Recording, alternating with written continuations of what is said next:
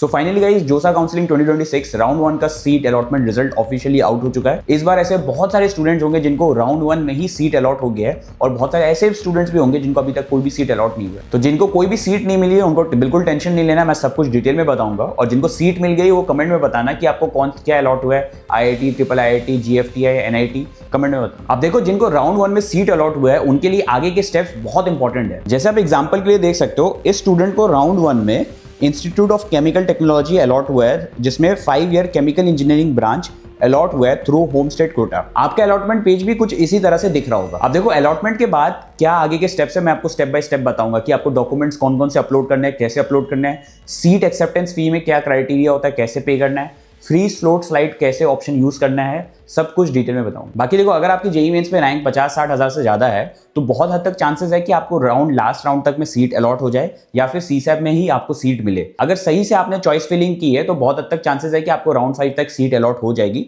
But tension लेने की जरूरत नहीं है, बहुत हद तक जिनकी रैंक 50-60 हजार से ऊपर रहता है उनको CSAT में ही चांसेस होते हैं सीट मिलने। अगर आपको राउंड 1 में कोई भी सीट नहीं मिली है तो आगे के लिए आपके लिए कोई भी स्टेप नहीं है, आप ऑटोमेटिकली नेक्स्ट राउंड में बढ़ चुके हो। अब जिन स्टूडेंट्स को सीट अलॉट हो गई है उनके लिए आगे के क्या स्टेप्स है। सबसे पहला देखो, एक डेट समझ लो, आपका ऑनलाइन रिपोर्टिंग का लास्ट डेट है 26 जून।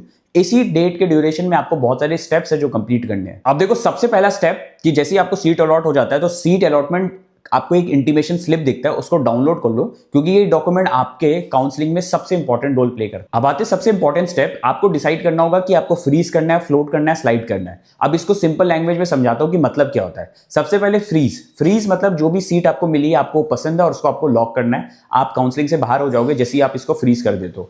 सेकंड चीज है फ्लोट में क्या होता है कि आपको जो भी कॉलेज अलॉट हुआ है, आपको पसंद तो है बट आपको और बेटर कॉलेज चाहिए। फ्लोट क्लिक करने के बाद आप फ्यूचर राउंड्स में एलिजिबल रहोगे।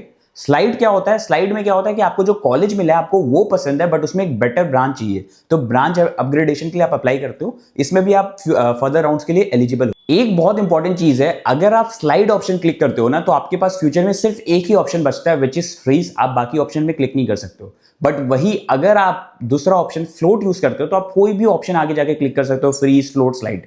ये बहुत इंपॉर्टेंट चीज है जिसमें बच्चे गलतियां कर देते हैं। अब देखो, कौन कौन से डॉक्यूमेंट सबमिट करने हैं, ये बहुत इंपॉर्टेंट चीज है। ये उन्हीं स्टूडेंट को करना है जिनको सीट अलॉट हुआ है। सबसे पहले देखो, क्लास 12 का मार्कशीट सबसे इंपॉर्टेंट चीज है।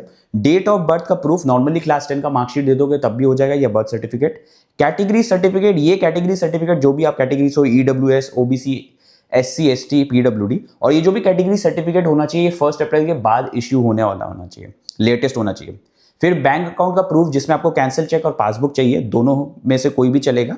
स्टेट ऑफ एलिजिबिलिटी का प्रूफ भी चाहिए, जनरली क्लास 12 का मार्कशीट से ही काम चल जाता है। और मेडिकल सर्टिफिकेट, ये सभी स्टूडेंट्स को अपलोड करना होता है। डॉक्यूमेंट सबमिशन सबसे इंपॉर्टेंट फेज होता है। अगर यहाँ पे कोई भी मिस्टेक आप करते हो तो एक क्वेरी रेज हो सकती है और उस क्वेरी को आंसर करना बहुत इंपॉर्टेंट होता है। अब आते हैं नेक्स्ट इंपॉर्टेंट स्टेप में, विच इज सीट एक्सेप्टेंस फी। ये बहुत इंपॉर्टेंट स्टेप है। अगर आप सीट एक्सेप्टेंस फी पे नहीं करते हो तो हो सकता है कि आपको जो सीट मिली वो कैंसिल भी हो सकता है और आपके जो भी डॉक्यूमेंट वेरिफिकेशन वाला पार्ट है वो कंप्लीट नहीं होगा जब तक आप सीट एक्सेप्टेंस फी नहीं देते हो।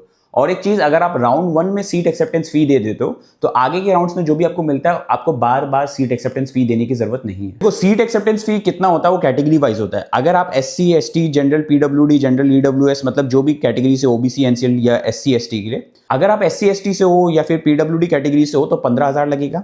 बाकी अगर आप अदर कैटेगरी वाले कैंडिडेट हो तो 30,000 आपको पे करना पड़ता है, जिसमें 30,000 पे 5,000 आपको जोसा काउंसलिंग का चार्जेस देना पड़ता है। मतलब ये जो 5,000 रुपए है ये आपका कट जाएंगे और बाकी जो रिमेनिंग फी है वो आपके कॉलेज के जो भी सेमेस्टर फीस में होता है उसमें एडजस्ट हो जाएगा। जोसा काउंसलिंग में सीट मिलना इंपॉर्टेंट है, बट एक्चुअल क्वेश्चन ये नहीं कि आप कौन से कॉलेज में जा रहे हो।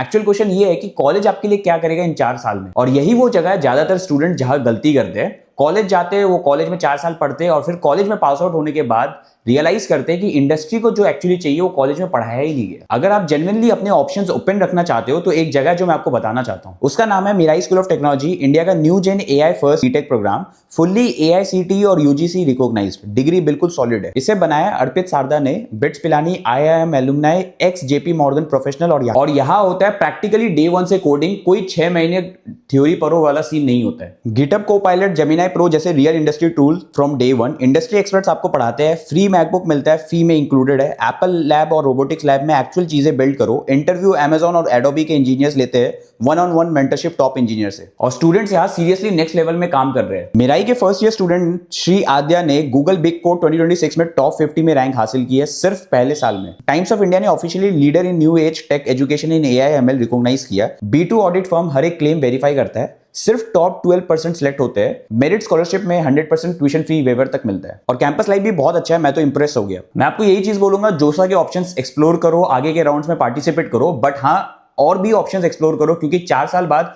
वही लोग आगे होंगे जिन्होंने अच्छे से अपना टाइम यूज किया है। सिर्फ बड़ा नाम के पीछे मत भागो। लिंक मैंने डिस्क्रिप्शन में ऐड कर दिया, अभी जाके चेक करो एक बार। और लास्ट डेट अप्लाई करने का 14 जून है। नेक्स्ट इंपॉर्टेंट चीज है क्वेरी का आंसर। देखो, आपका जब भी डॉक्यूमेंट सबमिट करते हो उसके बाद क्वेरी रेज होती है, वो क्वेरी को आंसर करना बहुत इंपॉर्टेंट है। अगर आप क्वेरी को आंसर नहीं करते हो, कुछ भी ऑप्शन सही से टाइमली नहीं देखते हो, तो आपकी सीट कैंसिल हो सकती है, या फिर आप जोसा के फर्दर राउंड्स में पार्टिसिपेट नहीं कर सकते हो, CSAT में पार्टिसिपेट नहीं कर सकते हो। बाकी जिनको सीट नहीं मिली है उनके लिए कुछ नहीं है, आप ऑटोमेटिकली राउंड 2 में जा चुके हो। आपको कुछ भी अलग से एप्लीकेशन या फिर कुछ भी नेक्स्ट स्टेप क्लिक नहीं करना है। बाकी एक IIT वर्सेस NIT सिस्टम है। अगर आपको फर्स्ट राउंड में NIT अलॉट होता है और आगे जाके किसी राउंड में IIT अलॉट हो जाता है, तो आपको डॉक्यूमेंट्स फिर से वेरीफाई करना होता है। बट वही अगर आप NIT फर्स्ट राउंड में अलॉट होता है, उसके बाद IIIT GFT है, तो उस केस में डॉक्यूमेंट्स फिर से वेरीफाई नहीं करना होता। बाकी गाइस देखो, मैंने अपने साइड से सब कुछ जोसा काउंसलिंग प्रोग्राम अच्छे से समझा दिया, बट ये थोड़ा सा कॉम्प्लेक्स प्रोग्राम होता है जिसमें बहुत सारे बच्चे गलतियां कर देते हैं। अगर आपको लग रहा है कि इसमें थोड़ा सा मैं अपने साइड से पर्सनली आपके साथ कनेक्ट होकर हेल्प करूं, जहां पे मैं आपकी काउंसलिंग कराऊं, तो हमने एक काउंसलिंग प्रोग्राम निकाला है जिसमें हर एक ऑप्शन मिलेगा आपको, डिफरेंट ऑप्शन, CSAT, जोसा, हर चीज के लिए।